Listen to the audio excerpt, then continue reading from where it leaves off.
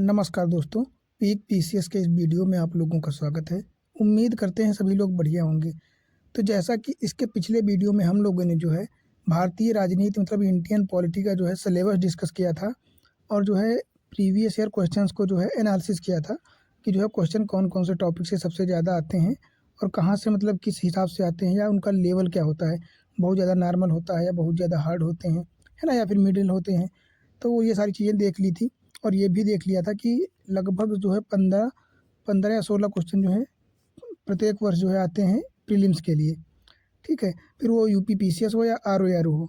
अगर बात करें यूपीएससी की तो उसमें भी एवरेज क्वेश्चन इतने ही आते हैं 12-15, थोड़ा सा कभी-कभी बढ़ भी जाते हैं और कभी-कभी 1-2 कम भी हो जाते हैं, है ना? तो 15 क्वेश्चन जो है हम एवरेज रख सकते हैं सभी एग्ज़ाम्स के लिए पॉलिटी से। और ये सेक्टर बहुत ही इम्पोर्टेंट है क्योंकि इसको हम लोग छोड़ नहीं सकते हैं किसी भी मामले में, है ना? तो इसके पिछले वीडियो में हम लोगों ने जो है ये अपना सिलेबस देखा था कि क्या-क्या डिस्कस करेंगे। तो इसमें आज के टॉपिक में जो कि पहला टॉपिक है, इसमें हम लोग पढ़ेंगे संविधान का निर्माण। तो किस प्रकार संविधान का निर्माण हुआ है, ये सारी चीज़ें देखेंगे। वीडियो स्टार्ट करने से पहले आप लोगों से रिक्वेस्ट है कि प्लीज़ वीडियो को शेयर कर दीजिए तथा जिसने लाइक नहीं किया तो कृपया लाइक कर दीजिए और चैनल को भी सब्सक्राइब कर लीजिए ताकि आने वाली अन्य वीडियोज़ जो हैं आप लोगों को टाइम टू टाइम मिलती रहें। तो अगर बात करें इसमें संविधान का निर्माण जो कि अपना पहला टॉपिक होगा, है ना? पहले वीडियो में। तो इसमें देखो ये एक ऐसा टॉपिक है कि इसमें ऐसी चीज़ें हैं जो थोड़ी-सी पढ़ने वाली हैं या रटने वाली हैं, है ना? मतलब याद करने वाली हैं। इसमें ऐसा कुछ नहीं है कि आपको अलग से समझाया जा सके। इसमें वही चीज़ें हैं जो सबके लिए कॉमन है या सबकी समझ के हिसाब से रटना ही समझ लो है या पढ़ना है बार-बार। तो इसमें चूँकि समझने वाली चीज़ें अगले वीडियोज़ मतलब आगे टॉपिक में आएँगी, जैसे पार्लियामेंट हो गया, है ना? मौलिक अधिकार हो गए या ये सारी चीज़ें हो गई, तो वहाँ पे आपको ज़्यादा समझने की आवश्यकता पड़ेगी। तो इसमें भी तो केवल बस पढ़ ही सकते हैं जो लिखा है ना नॉर्मली। तो अगर बात करें संविधान सभा की माँग, कि संविधान सभा की माँग जो है सबसे पहले कब उठाई गई थी और कब से स्टार्ट की गई थी। तो अगर बात करें एक विचार, मन में एक विचार आया पहली बार, तो ये कब है?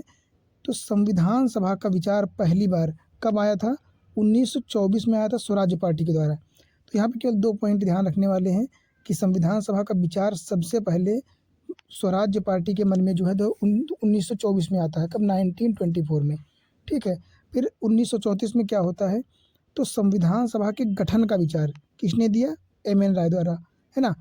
1924 में संविधान सभा के लिए केवल एक विचार आया था स्वराज्य पार्टी के द्वारा, लेकिन 1934 में जो है एम.एन. राय ने इसके गठन का भी जो है गठन की बात की थी संविधान सभा के, है ना?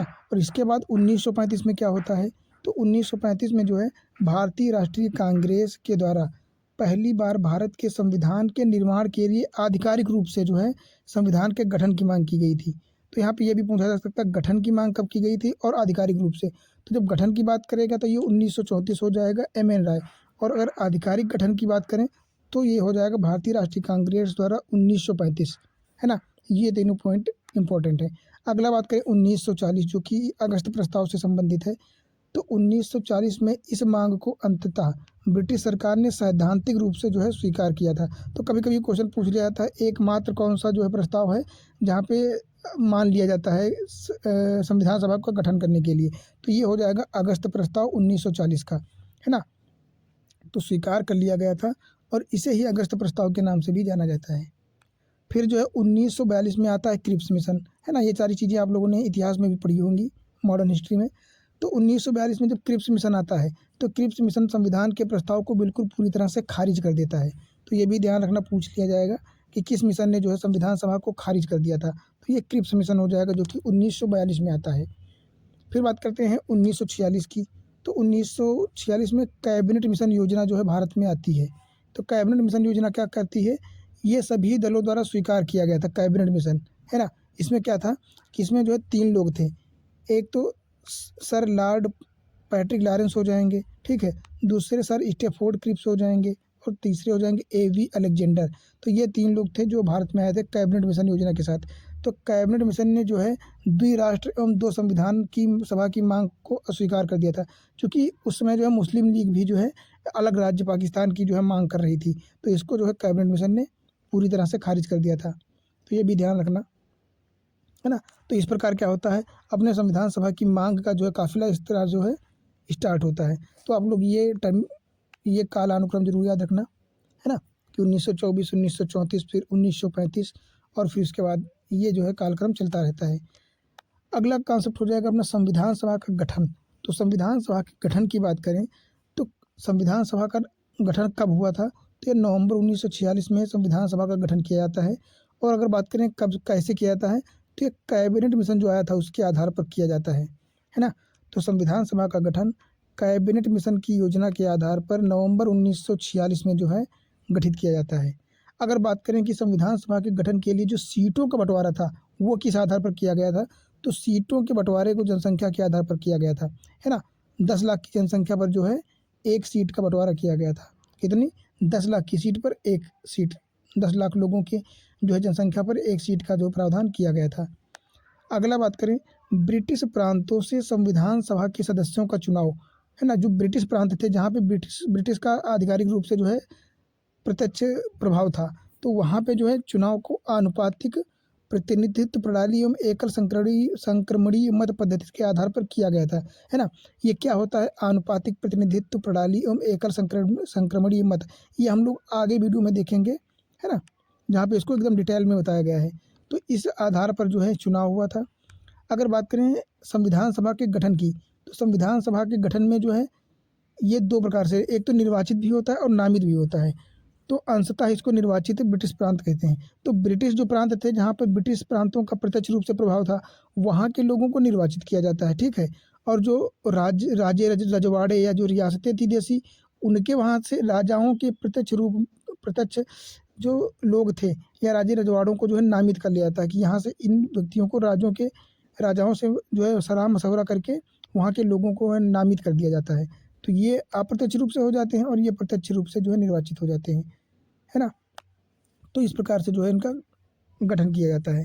फिर बात करें ब्रिटिश प्रांतों से संविधान सभा के सदस्यों का निर्वाचन कहाँ से किया गया था, तो वहाँ ब्रिटिश प्रांतों में चूंकि विधायिका बन चुकी थी, तो वहाँ की विधायिका से जो है इनका चुनाव कर लिया जाता है, निर्वाचन कर लिया जाता है।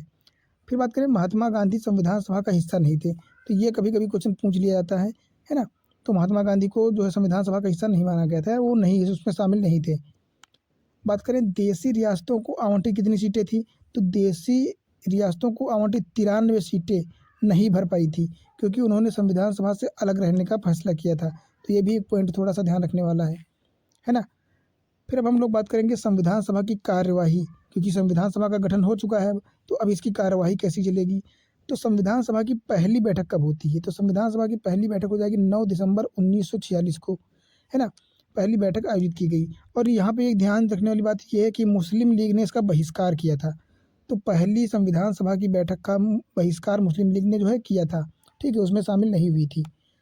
अगर बात करें वरिष्ठतम सदस्य डॉक्टर सच्चिदानंद सिन्हा को, है ना, तो पहली संविधान सभा की बैठक में अस्थायी अध्यक्ष किसको चुन लिया गया था, तो अस्थायी अध्यक्ष चुना गया था सच्चिदानंद सिन्हा को, डॉक्टर सच्चिदानंद सिन्हा, जो कि उस समय जो है सबसे वरिष्ठ सदस्य थे, ठीक है। और अस्थायी अध्यक्ष की नियुक्ति किससे, फ्रेंच परंपरा से की गई थी। तो पूछ सकता है कि जो अस्थायी अध्यक्ष की नियुक्ति जो है संविधान सभा में की गई थी, तो कौन सी परंपरा के आधार पर की गई थी, तो यहाँ पे फ्रांस की जो परंपरा थी, फ्रेंच परंपरा, उसके आधार पर जो है की गई थी।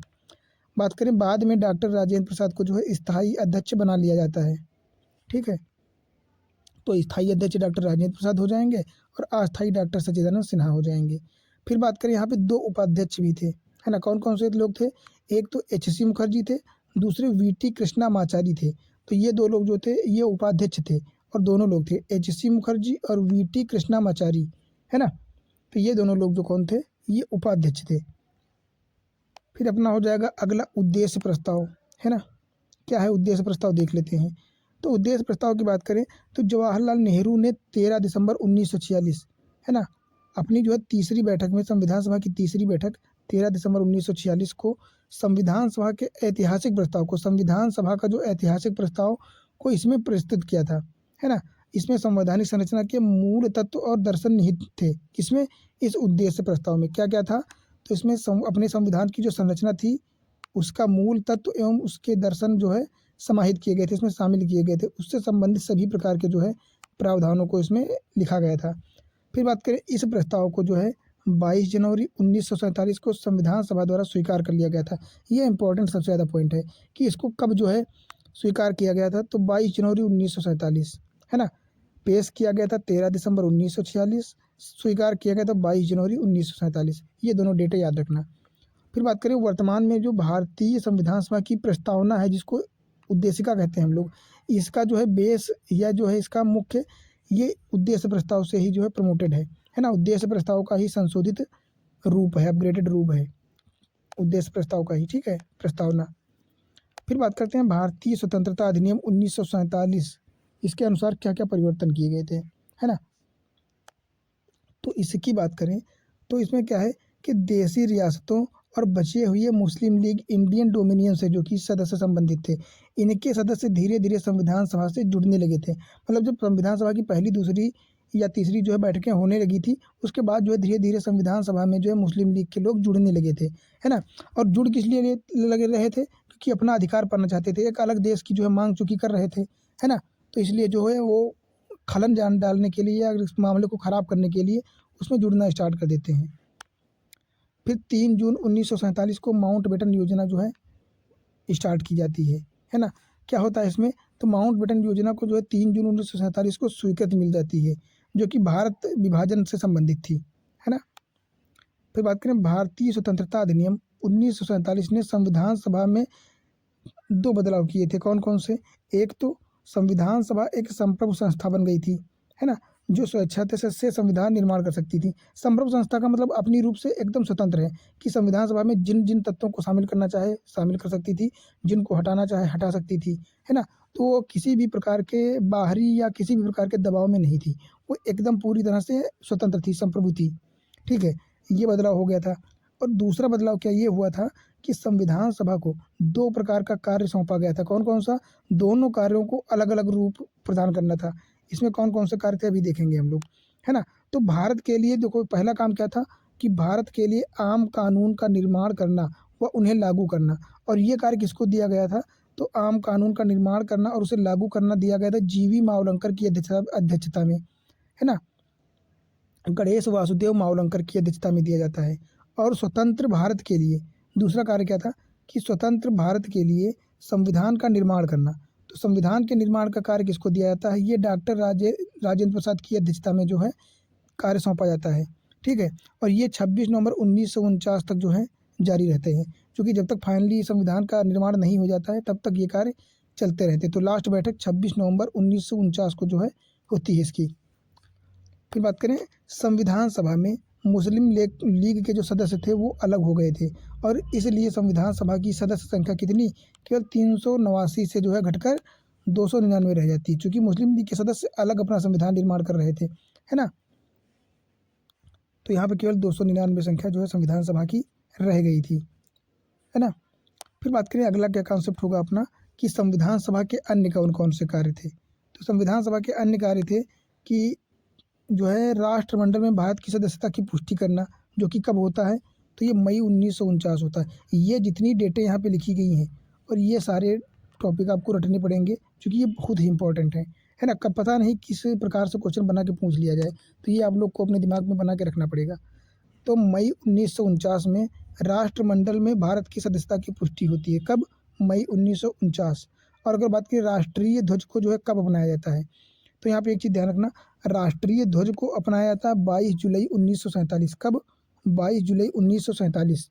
और बाकी बात करें अगर राष्ट्रीय गीत और राष्ट्रगीत और राष्ट्रगान को अपनाया जाता है 24 जनवरी 1950 को, ठीक है। डॉक्टर राजेंद्र प्रसाद को भारत का पहला राष्ट्रपति के रूप में है कब माना जाता है, तो ये भी 24 जनवरी 1950 हो जाएगा, ठीक है। इसके साथ क्या होता है 24 जनवरी 1950 को, तो संविधान सभा की अंतिम बैठक भी 24 जनवरी 1950 को ही होती है, और इसके बाद जो संविधान को पूरी तरह से लागू कर दिया जाता है। हालांकि इस संविधान सभा ने ही यह 26 जनवरी 1950 से लेकर आम चुनाव के बाद नई संसद के गठन मतलब मई 1952 तक अंतरिम संसद के रूप में कार्य करती है। कौन सी, ये जो 24 जनवरी 1950 के बाद राष्ट्रपति के रूप में जो है राजेंद्र प्रसाद अपना पदभार ग्रहण करते हैं, वो वाली संविधान सभा, ठीक है। कब तक चलती है, मई 1952 तक, ठीक है। अगर बात करें इस संविधान सभा के टोटल कितने सत्र हुए थे, तो इसमें टोटल 11 सत्र हुए थे, है ना, 11 सत्र हुए थे। और अगर पूछे कितना समय लगा, तो इसमें 2 साल 11 महीने और 18 दिन लगते हैं। कितने, 2 साल 11 महीने और 18 दिन, इतना जो है टोटल टाइम लगता है इसमें। तो एक बार इन डेटों को हम लोग फिर से देख लेते हैं कि अगर राष्ट्रमंडल में भारत की सदस्यता की पुष्टि 1 मई 1949 में हो जाएगा, ठीक है। फिर अगर बात करें राष्ट्रीय ध्वज को कब अपनाया गया, तो 22 जुलाई 1947 हो जाएगा। और बात करें राष्ट्रगीत तथा राष्ट्रगान को कब अपनाया गया, तो ये हो जाएगा 24 जनवरी 1950। डॉक्टर राजेंद्र प्रसाद को राष्ट्रपति 24 जनवरी 1950, ठीक है। संविधान सभा की अंतिम बैठक, तो ये भी 24 जनवरी 1950। तो ये तीनों चीज़ें जो हैं 24 जनवरी 1950 को होती हैं, एकदम रट लेना आप लोग। अगला अपना क्या हो जाएगा कि मुख्य समितियां कौन कौन सी बनाई गई थी। तो यहाँ पे मुख्य समितियां एक तो हो जाएगी संघ शक्ति समिति और संघ संविधान समिति, ठीक है, और राज्य समिति। ये तीनों किसको दे दी गई थी, तो ये जवाहरलाल नेहरू के पास थी तीनों समितियां।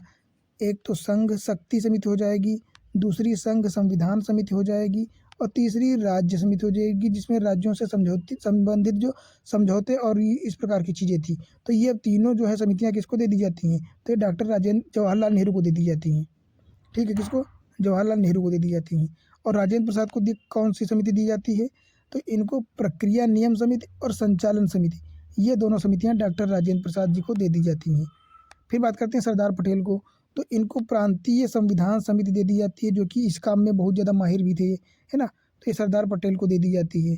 और प्रारूप समिति, इसको हम लोग ड्राफ्ट कमेटी समिति या टंकड़ समिति भी कहते हैं। तो ये जो है BR अम्बेडकर को दे दी गई थी, जिसके आधार पर इनको संविधान का निर्माण करना था, उनमें प्रावधानों को शामिल करना था, है ना। तो इस प्रकार से जो है ये अपनी सारी समितियाँ हो जाएंगी। एक बार फिर से देख लेते हैं, संघ शक्ति समिति, संघ संविधान समिति और राज्य समिति, ये तीनों डॉक्टर जो है जवाहरलाल नेहरू के पास हो जाएंगी। फिर हो जाएगी प्रक्रिया नियम समिति और संचालन समिति, डॉक्टर राजेंद्र प्रसाद। प्रांतीय संविधान समिति पटेल के पास हो जाएगी। और प्रारूप समिति, जिसको हम लोग टंकड़ समिति या ड्राफ्ट कमेटी कहते हैं, तो ये हो जाएगी BR अम्बेडकर के पास, ठीक है। ये सारी चीज़ें ध्यान रखना आप लोग। अन्य की बात करें अगर, तो अन्य कौन कौन सी समितियां हो जाएंगी इसमें, एक तो हो जाएगी मूल अधिकारों से संबंधित समिति। कौन सी, मूल अधिकारों से संबंधित समिति। अल्पसंख्यकों और जनजातियों और बहिष्कृत क्षेत्रों हेतु जो है परामर्श समितियां थी, ये सभी समितियां जो हैं सरदार वल्लभ भाई पटेल को जो है दे दी जाती हैं। और इसमें जो अन्य उप जो समितियां होती, उप समितियां, तो वो अन्य लोगों को दे दी जाती हैं इनके अंतर्गत, पटेल जी के अंतर्गत, ठीक है। वो भी हम लोग देखेंगे भी। फिर संविधान सभा की सभी समितियों में प्रारूप समिति जो थी ये सबसे महत्वपूर्ण थी, क्योंकि इसका कार्य क्या था, संविधान का निर्माण कार्य करना था, ठीक है। इसका गठन 29 अगस्त 1947 को किया जाता है। कितने, 29 अगस्त 1947। और इसमें BR अम्बेडकर को जो है शामिल करते हुए टोटल 7 लोग थे, है ना। अध्यक्षता भीमराव अम्बेडकर कर रहे थे, इसके अलावा अन्य 6 लोग थे, तो टोटल 7 लोग हो जाते हैं। तो ये भी पॉइंट जो है काफ़ी इंपॉर्टेंट हो जाता है। अगला बात करते हैं संविधान का प्रभाव में आना। संविधान प्रभाव में कब आता है, कौन सी डेट में, तो संविधान के प्रत्येक प्रावधान, है ना, संविधान के प्रारूप के जो प्रत्येक प्रावधान थे, इन पर चर्चा करने के बाद जो है 26 नवंबर 1949 को इसको अपना लिया गया था। जैसा कि हम लोग पढ़ते भी हैं ना, तो 26 नवंबर 1949 को अपनाया जाता है। लेकिन उस समय इसमें जो है सारी चीज़ें शामिल नहीं थी। तो 26 नवंबर 1949 को इसमें क्या क्या शामिल था, एक तो अपनी उद्देशिका हो जाएगी, 395 अनुच्छेद और 8 अनुसूचियाँ ही थी। 26 नवंबर 1949 का स्टेटस था कि इसमें उद्देशिका शामिल थी, 395 अनुच्छेद और 8 अनुसूचियाँ थी, है ना। इसके बाद 12 अनुसूचियाँ जुड़ती गई और 450 प्लस जो है अनुच्छेद वर्तमान में तो हो गए हैं। फिर बात करते हैं संविधान के पूर्ण रूप से अधिनियमित होने के बाद उसके उद्देशिका को लागू किया गया था, जो कि 24 जनवरी 1950 के बाद होता है, ठीक है, वहाँ से हो जाता है। अब हम लोग बात करेंगे संविधान का प्रवर्तन। तो संविधान के कुछ प्रावधान कब से स्वतः लागू हो जाते हैं, तो ये 26 नवंबर 1949 से ही लागू हो जाते हैं। जिसमें कौन कौन से प्रावधान होते हैं, अगर उनकी बात करें तो इसमें एक तो अपना हो जाएगा नागरिकता, दूसरा हो जाएगा चुनाव से संबंधित चीज़ें, तदर्थ संसद, अस्थायी और परिवर्तनशील नियम, और छोटे शीर्षकों से जुड़े कुछ प्रावधान थे, जैसे अनुच्छेद 5 हो जाएगा, 6 हो जाएगा, 7, 8, 9 हो जाएगा, अनुच्छेद 60, अनुच्छेद 324, अनुच्छेद 366 हो जाएगा, 367 हो जाएगा, 379 हो जाएगा, 380 हो जाएगा, 388, 391, 392, ठीक है, 393। ये जो छोटे प्रावधान थे इनको भी जो है 26 नवंबर 1949 को ही लागू कर दिया जाता है, ठीक है। फिर बात करें अगर कि संविधान के शेष जो प्रावधान बचे थे उनको कब लागू किया जाता है? तो ये 26 जनवरी 1950 को जो है पूर्ण रूप से लागू कर दिया जाता है, क्योंकि 26 जनवरी 1930 को ही पूर्ण स्वराज्य का दिवस के रूप में जो है मनाया गया था, है ना? तो इस दिन को संविधान के शुरुआत के दिन तथा गणतंत्र दिवस के रूप में देखा जाता है। फिर बात करें अगर, तो संविधान के लागू होने के बाद भारतीय स्वतंत्रता अधिनियम 1947 और भारत सरकार अधिनियम 1935 इन दोनों को ख़त्म कर दिया जाता है ना? भारतीय संविधान के लागू होने के जस्ट बाद से कौन कौन सी चीज़ें, एक तो भारतीय स्वतंत्रता अधिनियम 1947 और भारत सरकार अधिनियम 1935 इन दोनों को पूरी तरह से ख़त्म कर दिया जाता है। हालांकि एबोलिशन ऑफ जो है प्रीवी काउंसिल ज्यूरिडिक्शन एक्ट 1949 है ना, इसको जो है लागू रहने दिया था, इसको ख़त्म नहीं किया जाता है। तो पूछा जा सकता है कि कौन सा जो ख़त्म कर दिया गया था और किसको लागू रहने दिया गया था। अब इस जो है टॉपिक का अपना आखिरी कॉन्सेप्ट होगा, जिसमें कुछ चीज़ें हैं जो फैक्ट वाली हैं, तो देख लेते हैं। अगर बात करें संविधान सभा का चिन्ह क्या था, तो संविधान सभा का चिन्ह था अपना एक हाथी, है ना? और हाथी कैसा, हाथी एक जो है कीस्टोन प्रजाति हो जाएगी और ये हो जाएगा फ्लैगशिप, है ना? हालांकि ये सारी चीज़ें आप लोगों ने पर्यावरण में पढ़ी भी होगी। तो संविधान सभा का चिन्ह हो जाएगा अपना हाथी। और बात करें संविधान सभा के संवैधानिक सलाहकार कौन थे, तो संविधान सभा के संवैधानिक सलाहकार सर वी.एन. राव थे। कौन थे? Sir VN. राव। बात करें संविधान सभा के सचिव कौन थे, तो H.V.R. आयंगर थे। H.V.R. आयंगर कौन थे, तो ये संविधान सभा के सचिव थे, सचिव। बात करें संविधान सभा के मुख्य प्रारूपकार या ड्राफ्टमैन, ड्राफ्टमैन मतलब उसका ड्राफ्ट किसने तैयार किया था, तो S.N. मुखर्जी हो जाएंगे। कौन हो जाएंगे? S.N. मुखर्जी। इसके बाद बात करें संविधान के कैलीग्राफर कौन थे, मतलब लेखक, सुलेखक। संविधान की जो राइटिंग की संविधान पे किसने लिखा है, वो भी अंग्रेजी में, तो ये हो जाएंगे जो है प्रेम बिहारी रायजादा। ठीक है, प्रेम बिहारी रायजादा। पर बात करें संविधान के मूल संस्करण का हिंदी में लेखन किसने किया है, तो हिंदी में लेखन किया है बसंत कृष्ण वैद्य। अंग्रेजी में प्रेम बिहारी रायजादा हो जाएंगे और हिंदी में बसंत कृष्ण वैद्य हो जाएंगे। और एक आखिरी पॉइंट हो जाएगा कि संविधान के मूल संस्करण का सौंदर्यीकरण और सजावट, सजावट और सौंदर्यीकरण से तात्पर्य मान लेते हैं ये अपना संविधान का एक, संविधान की बुक का पेज है। ठीक है, तो इस पर कौन कौन सी डिज़ाइन चारों तरफ से बनेगी, इसमें कौन सी लैंग्वेज या किस तरह से लिखा जाएगा, उसकी फॉन्ट क्या होगी, उसकी स्टाइल क्या होगी, ये सारी चीज़ें होती हैं। इसका काम किसने किया था, तो इसका काम किया था नंदलाल बोस और B.R. जो है सिन्हा ने। किसने किसने? नंदलाल बोस और B.R. सिन्हा ने, इन दो लोगों ने किया था। तो इस प्रकार से जो है अपना टॉपिक कंप्लीट हो जाता है। और अगले टॉपिक में हम लोग पढ़ेंगे संविधान की प्रमुख विशेषताएं कौन कौन सी हैं। ठीक है, तो इसमें उम्मीद करते हैं आप लोगों से इसमें जो चीज़ें हमने बताई हैं या आप लोगों ने जो पढ़ी हैं वो आप लोगों को समझ में आई होंगी अच्छी सी। और हालांकि इसमें से कुछ या सारी चीज़ें ही हो सकता है बहुत सारे लोगों को पता भी होंगी, है ना? तो अगले वीडियो में हम लोग ये सारी चीज़ें देखेंगे अगले टॉपिक में। बाकी इस वीडियो में जो है आप लोगों से रिक्वेस्ट है कि प्लीज़ वीडियो को लाइक कर दीजिए और चैनल को सब्सक्राइब कर लीजिए तथा वीडियो को लोगों के साथ शेयर कीजिए। और जो कुछ चीज़ें इस टॉपिक से पर्टिकुलर छूट रही हों हमसे, है ना, जो मैं ना बता पाया हूँ, तो प्लीज़ जो है आप लोगों से रिक्वेस्ट है कमेंट जरूर कीजिए और कमेंट में बताइए, है ना, ताकि मुझे आगे के लिए जो है डायरेक्शन मिल सके या जो चीज़ें छूट रही हैं वो मैं आगे उसमें शामिल कर सकूँ, है ना। बाकी इस वीडियो में यहीं तक। बाकी अगली वीडियो में जो है हम लोग मिलते हैं अगले टॉपिक के साथ। वीडियो देखने के लिए आप लोगों को बहुत बहुत धन्यवाद।